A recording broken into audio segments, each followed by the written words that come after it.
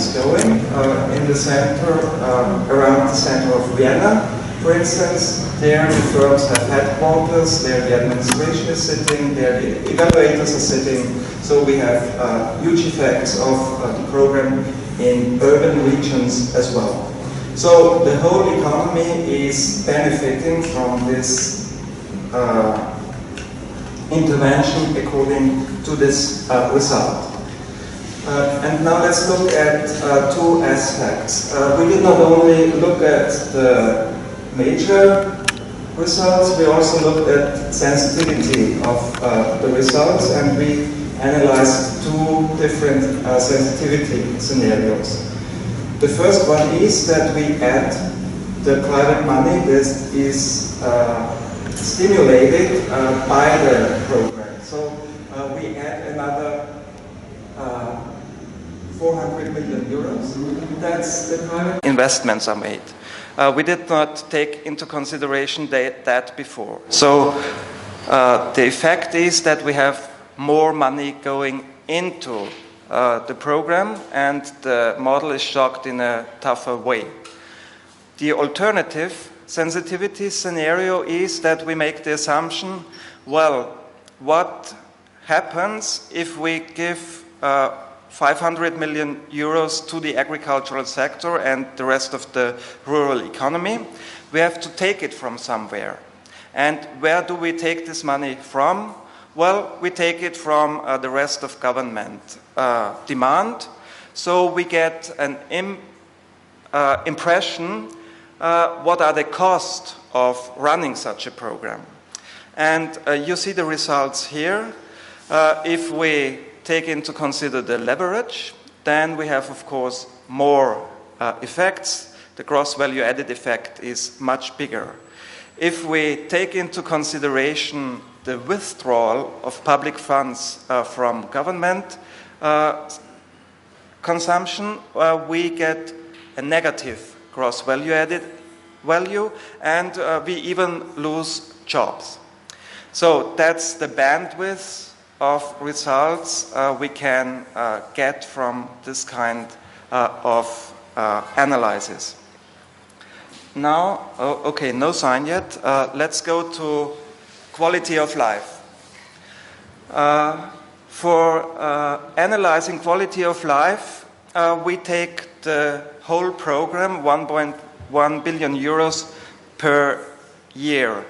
And there we have some problems. In an ideal setting, we would go out into the countryside, into the cities, and ask what is the quality of life? How is your well-being?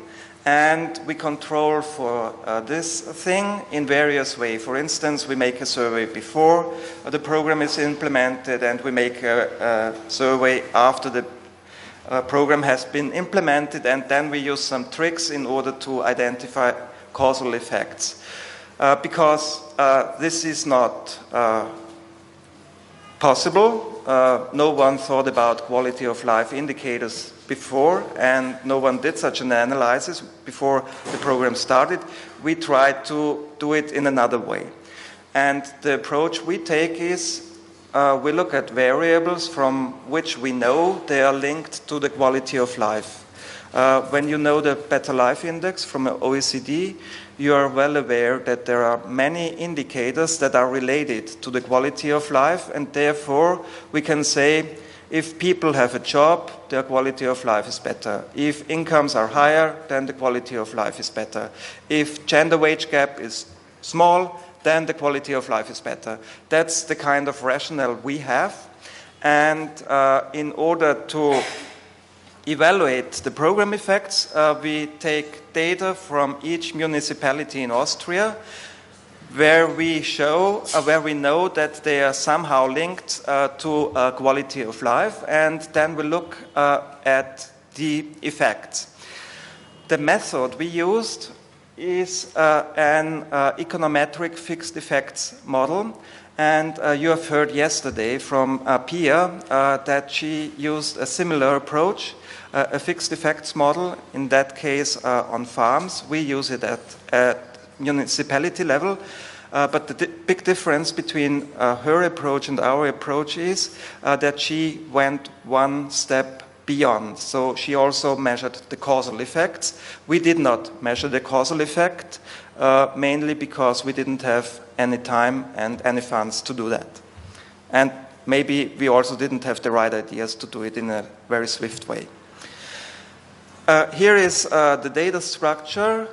You see, this is the money that goes into the different axes in Austria from 2007 to 2013.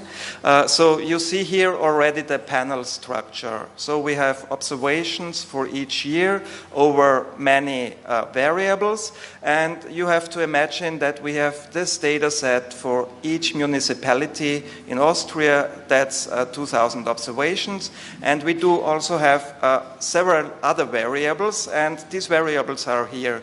So we know the income, we know the municipality tax, we know the population, we know the area, we know the motorways, we know the express roads, and we know, of course, how much land is used. And we need this information for our co-founding variables, because the effect of the program not only depends on the intervention, but also on other things that changed simultaneously in that time. And I just jump into some of the results. And here is one result. The question is, did the program of rural development contribute to population growth? The idea is, if the program is successful, the quality of life is high, then people move to a municipality where quality of life is high. When you look at this figure,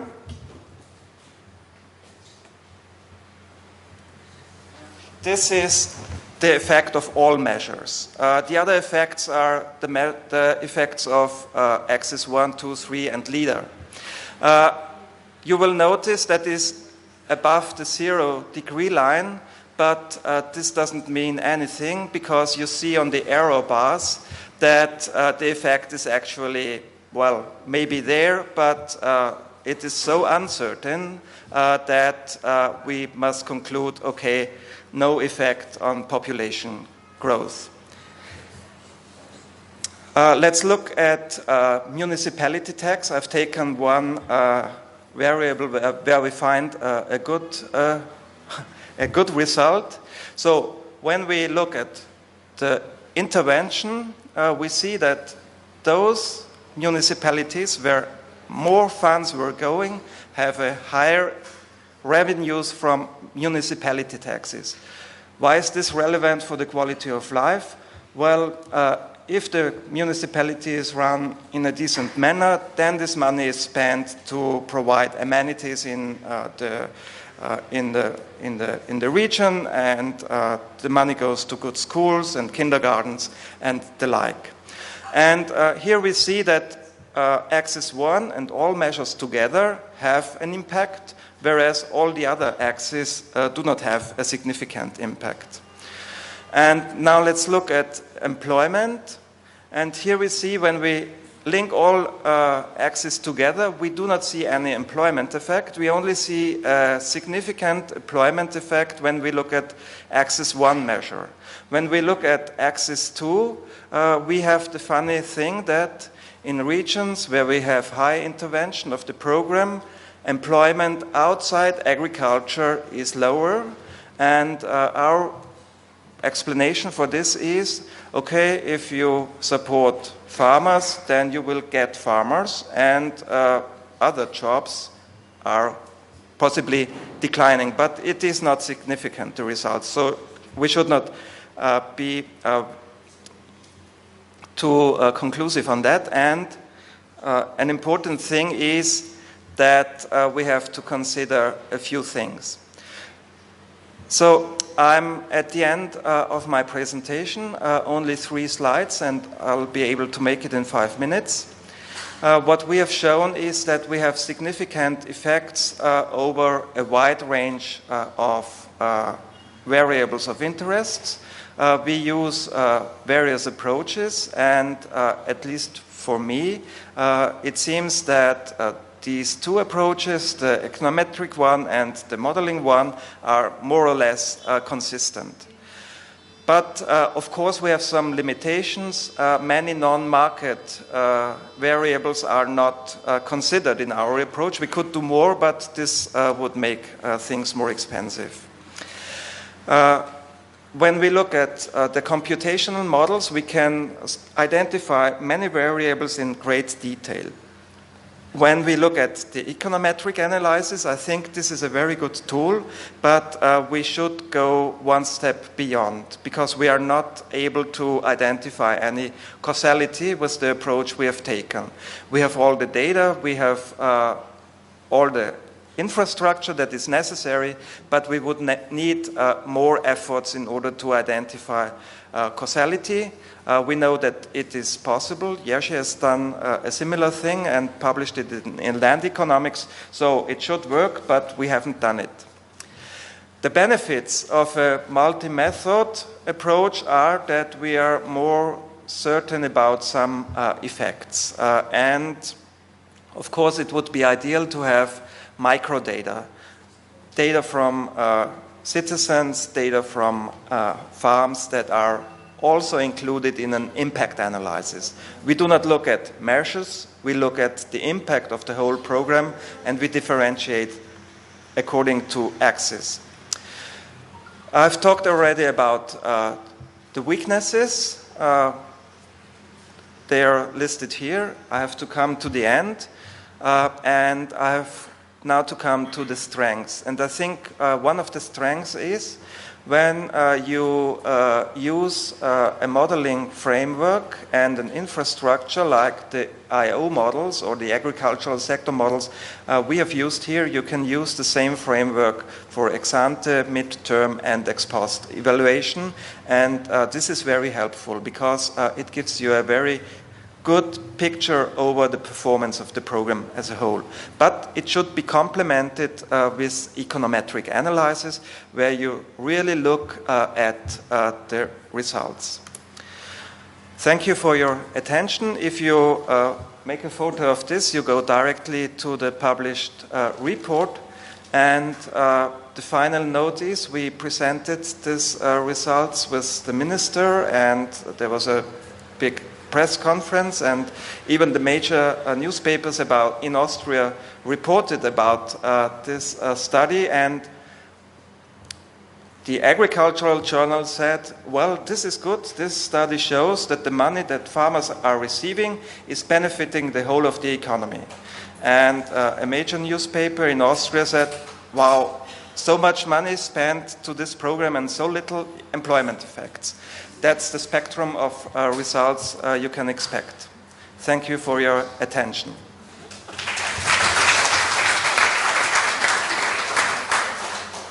Thank you very much for a very interesting presentation.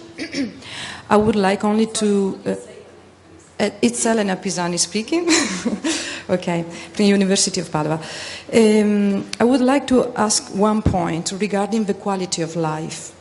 I would like to understand which are the different types of variables that you have used in the assessments of quality of life, because I suppose that they are not only economic ones, but they are also social, as you mentioned, question regarding also gender and so on.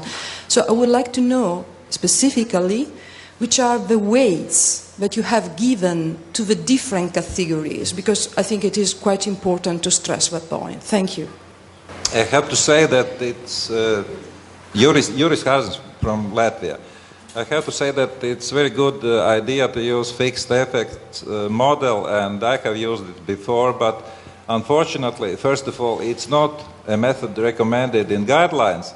And is it correct to select just fixed effects voluntarily? Because you have to make some tests for unobserved heterogeneity. And maybe you have to choose ordinary least squares, pooled regression, or random effects. Is it voluntarily that you have selected just fixed effects model? Yes, I have 3 questions. The first question is to your agricultural sector model. I would like to understand more on methodology of doing this. So how have you really modeled the RD program? Which measures have you modeled? Measures from all axes, from 3 axes, or only axis 1? Axis 2. Only axis 2? Yeah.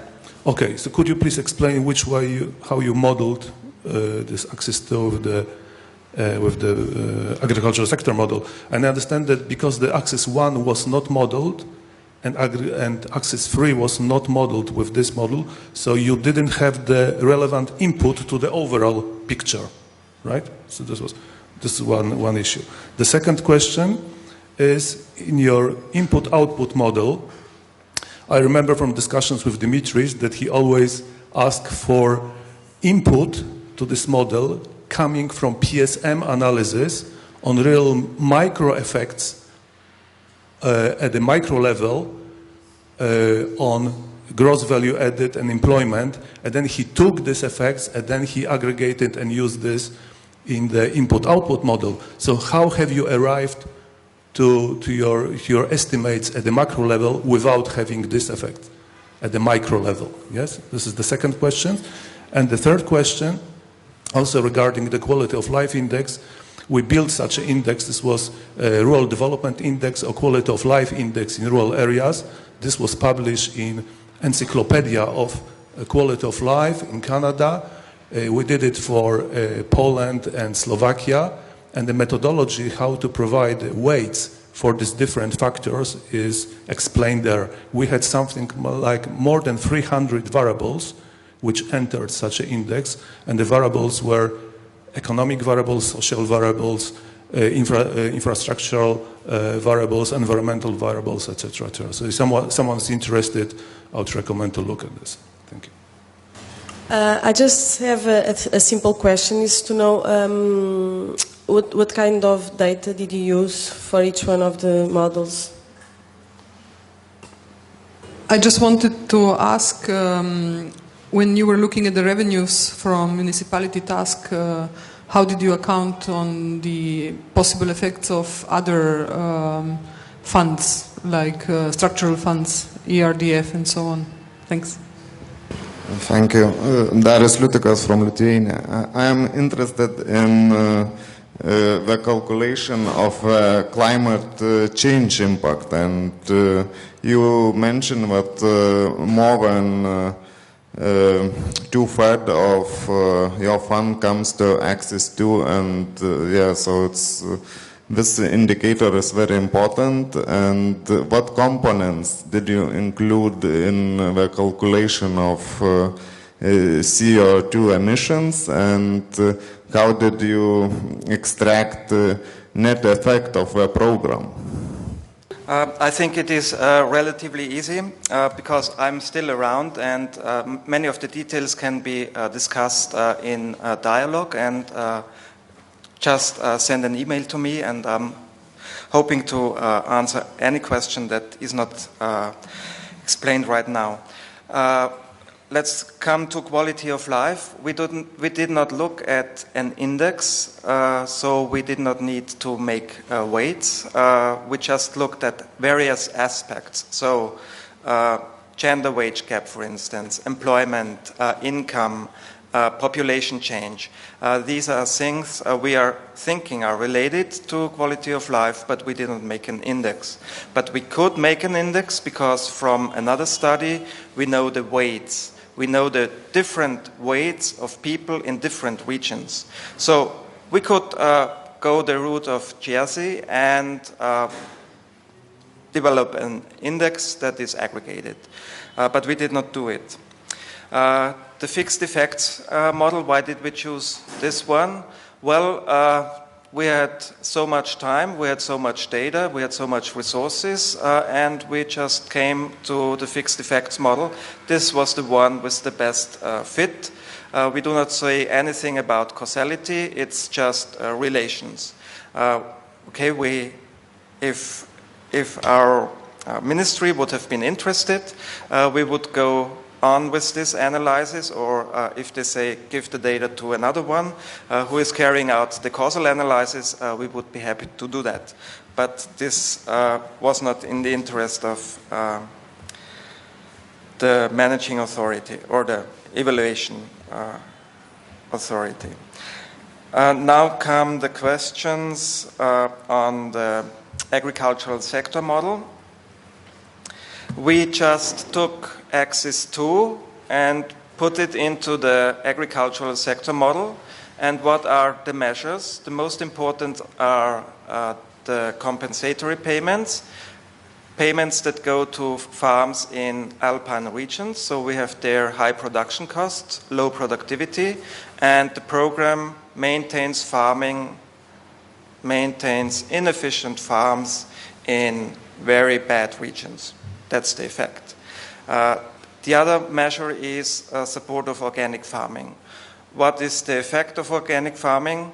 Farmers get support, they get higher prices, they use less input, and they use more labor. That's implemented in the agricultural sector model. Other measures are like reduction of inputs, more land used, or land used in a more in a less intensive manner. All these measures are taken into account, and because we have single farm data of IACS, the whole control system, and because we know the land use in the observed situation at a very detailed manner, we can take into consideration of everything of this, more or less. So the type of model we use is very similar to that of Capri, you may have heard about, but the major difference is that we are at the square kilometer grid and not at NUTS 3 level. What happens with the axis 1 and axis 3 measures, and the question, how do we transfer these funds into the input-output model? Well, we could have done it as Jerzy explained it, and as Dimitris is doing it. We look at the micro effects, look how this affects farms, and then use the results to identify the coefficients in the agricultural, in the whole economy model. We have done it in another way. For instance, the money going into investment support. We did not consider any effect on the farm. We said there is no effect on the farm.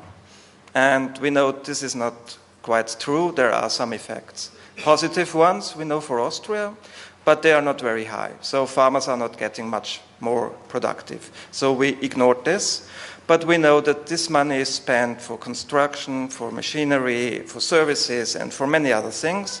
So we took this money, and our experts told us which sector to shock with the equivalent amount of money, and the same with axis 3.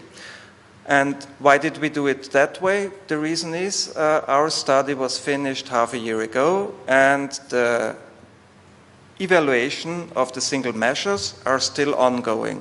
So we couldn't have any results. If we had the results of the single measures, then certainly we would have taken these results and put them into the model.